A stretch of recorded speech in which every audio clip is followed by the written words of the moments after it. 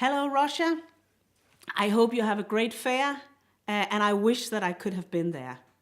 Unfortunately, it's not possible, but I'm happy to have this opportunity to tell a little bit about how we develop the sales of organic products in Denmark.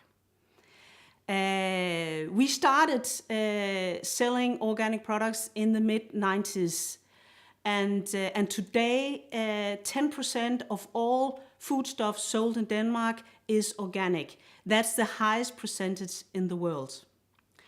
And one of the reasons why we succeeded is because that in Denmark we agreed from the beginning on one set of rules, one set of standards. People who have heard me talk about this before will know that this is something that I always underline. When the organic sector themselves agree on one set, then it's much more easier to go out and tell the end user what is organic food. That was what we did from the beginning in Denmark. And we made a set of rules, and then we made a label, a trademark that you can see here. The red letter Ø, which is a Danish letter.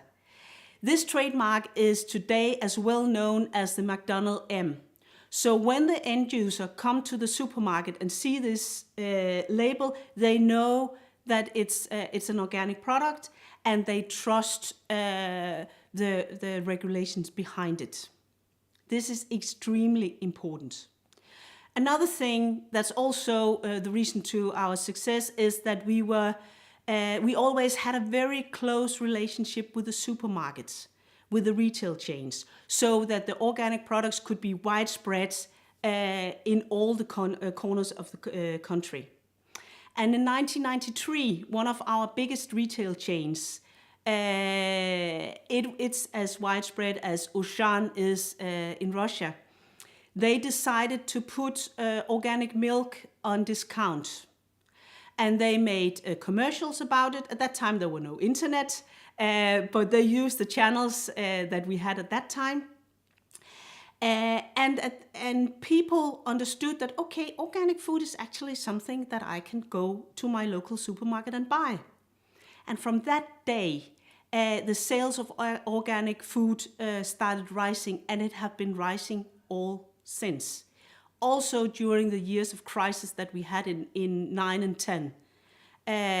Everything else was decreasing, but the sales of organic food was going up.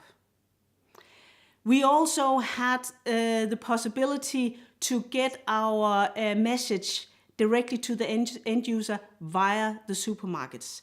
We, in the sector where I worked with communication about organic food. We were able to make leaflets that we could put in the supermarket so that we could reach the end user directly. And what we did was that we made it as clear and simple as possible. Only one leaflet, only a few messages. Don't give the end user too much information, because then you confuse them. Only one set of rules, very few informations. What we know about organic food is that it's good for the environment, it's good for the animal welfare, and there are much less artificial additives when you choose organic food. This information we also gave the consumer. And then the consumer had the possibility to go on the internet, to go on... we did have homepages at that time. We did not have Facebooks or whatever, but we have homepages where we could get much more information for those who were interested. But first of all, we were building this platform of trust by only saying what we knew was 100% sure. We were putting it in very short, very clear statements directly to the end user. And today, the turnover in Danish retail chains is 130 billion rubles a year. Whereas in small shops, in special shops, in farm shops, the turnover is only 2 billion rubles. And from my point of view, it's extremely important that if you want the organic sector to grow, you have to focus on the retail chains. This is where far most of the consumers, they go and buy their daily products. I know that, that this is also the picture that we see in Russia. And as soon as the Russian end user understands exactly what is organic products, then you will also see the growth in this sector. But you have to agree on one set of standards. You have to agree on some very simple messages that the end user in the supermarket understands.